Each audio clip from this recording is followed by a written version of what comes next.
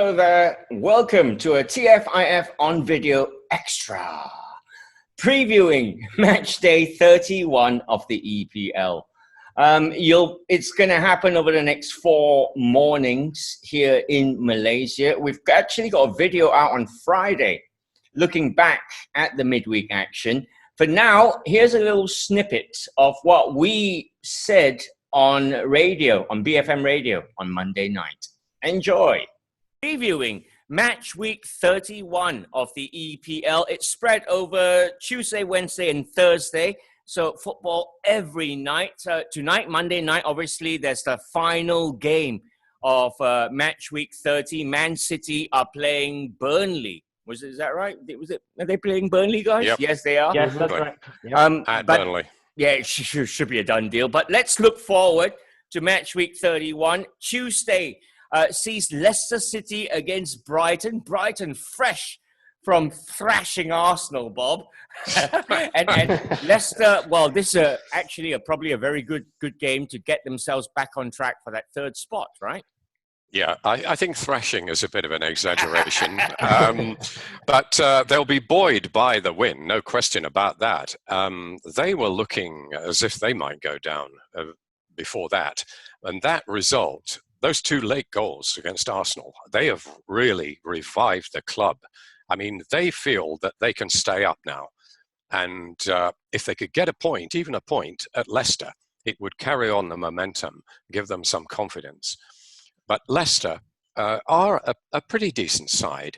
I mean, it was their first game back, so you have to cut any club a bit of slack, I think, after the lockdown and all that.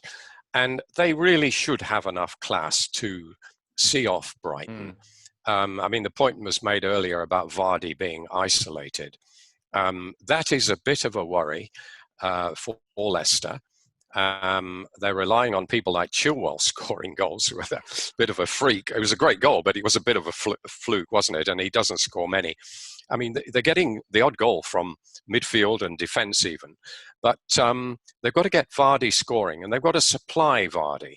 And those long through balls that N'Golo Conte used to provide, and 1 or 2 others are not quite coming off this season. And Ndidi is a great presence for them in midfield, but he's perhaps a bit more of a defensive midfielder than Conte or Kante was, and they're probably lacking a bit of dynamism there up front.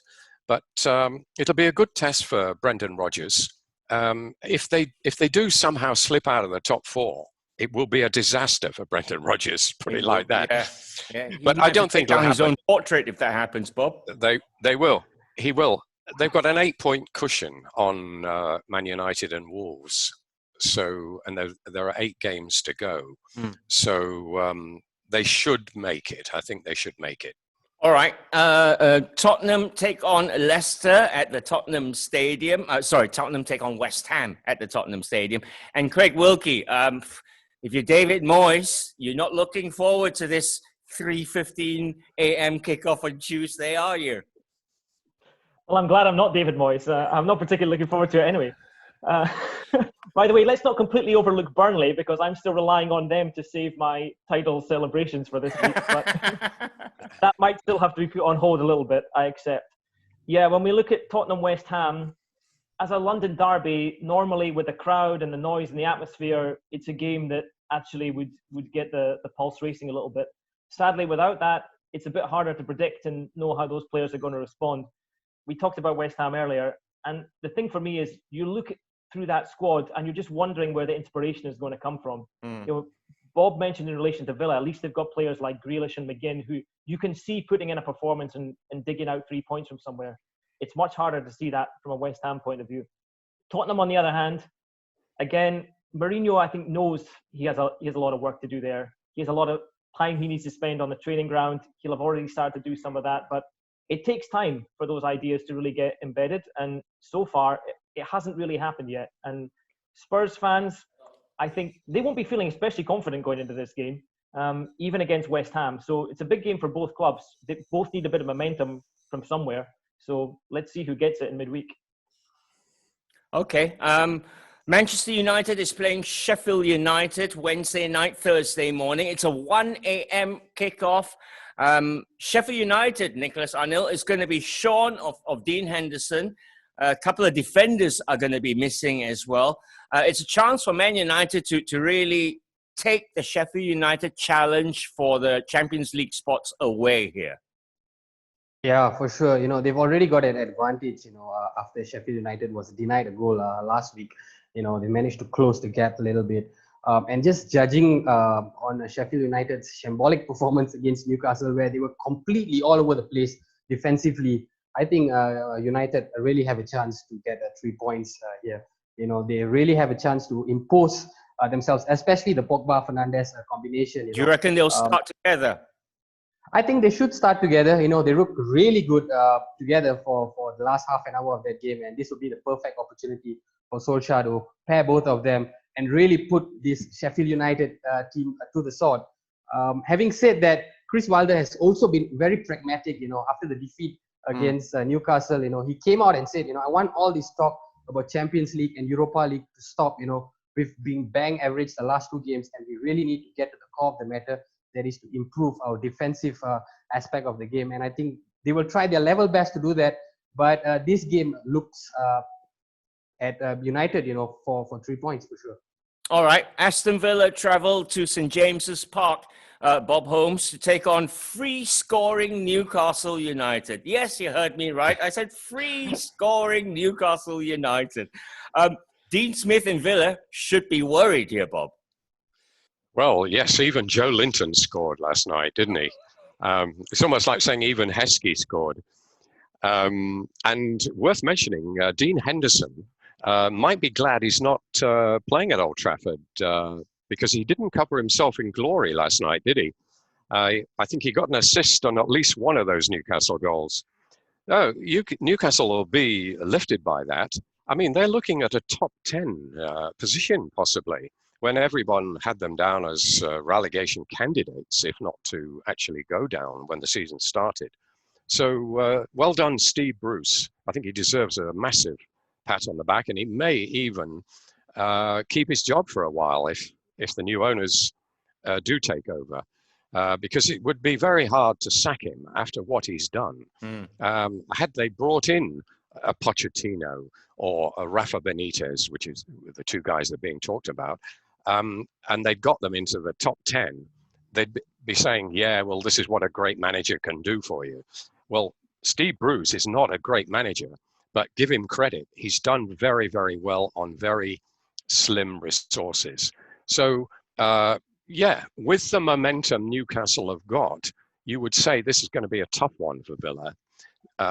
But Villa know they can't slip up again, and they really need every point now. So this should be a game worth watching, actually. Maybe low scoring, but keenly contested. All right. Newcastle versus Aston Villa is Wednesday night, Thursday morning, 1 a.m. kickoff. Craig Wilkie, Liverpool take on Crystal Palace at 3:15 in the morning, our time. Now, assuming City beats Burnley, they probably will. Liverpool are 5 points away from the title. Crystal Palace at Anfield should be a 3-pointer. Should be a 3-pointer. Though it's quite a sleepless week you're setting up here for us all, isn't it? So, hopefully not from a Liverpool fan's point of view in terms of any real concerns about the title. And I certainly don't have any concerns about that. I do have a little bit of a concern about the Palace game, just because Palace are in really great form. I mean, it was a great result they had at the weekend. They've had a really good season. Hodgson has got them playing in a style that seems to be working for the whole squad. And they're actually, when you start looking at the table and where they are, they're not far off challenging for some really interesting places in terms of where they might finish. So they will definitely come to Anfield with confidence. They will feel as though they're there to spoil any potential party getting started. But Liverpool just need to re-establish some of that rhythm that they had earlier in the season. We know it's not easy coming back after such a long time out and getting everybody gelling again, but there's more than enough talent in that squad. And Klopp's also looking ahead to next season as well. I think in trying to determine which of the fringe players he wants to keep, who he's going to be moving on. So there's a lot of people playing for their places at Liverpool come next year. Yeah. And I think also looking to that, I think it was Wayne Rooney had an article at the weekend to say, will Liverpool be dominant for the next 3 or 4 seasons? And his argument was yes, if Klopp stays in charge. But I don't think it's such a foregone conclusion at all. When you look at City, the squad that they still have, when you look at how Chelsea are improving. So Liverpool need to strengthen after this season is done. And so all those players are definitely playing for their futures. All right. Liverpool versus Crystal Palace is a 3:15 a.m. kickoff. Mikel Arteta's Arsenal travel to Ralph Hasenhüttl's Southampton. I think we'll be talking about that a lot on Friday's show. But the standout tie of the round 31 then is Chelsea against Man City. Now, City, whether or not they're still chasing a title, this is going to be a team pitting 22 players who are very talented, Nicholas Arnil, against each other at Stamford Bridge. Yes, definitely. Pep Guardiola has mentioned even when City were implicated with this potential being heckled with this transfer ban, he had mentioned that we're going to go all out and we're going to give it our all this season, be it in the league, be it in the Champions League. There is no such thing as letting off. There's no such thing as taking our aim away from the goal, which is to push Liverpool as much as possible and finish as high as possible in the table. And they're certainly going to go out and do that. We saw that against Arsenal, how they totally dominated Arsenal, and the same thing is going to be happening against Chelsea. No doubt, Chelsea are going to be providing a stiffer test.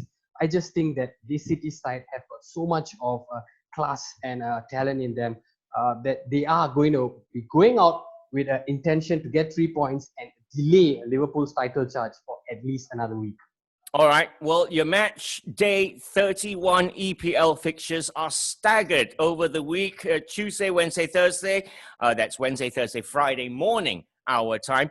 We've got a video coming out on Friday, and that's going to look back on match day 31. Do subscribe to TFIF on video at YouTube. For now, and there we have it. Just a short preview of match day 31 that we did on BFM Radio on Monday night. Do make sure you join us. We'll have a video out on Friday. Check it out on YouTube. Subscribe to our channel. For now, bye-bye. Now then, it's the referee looks at his watch. Any second now, it will all be over.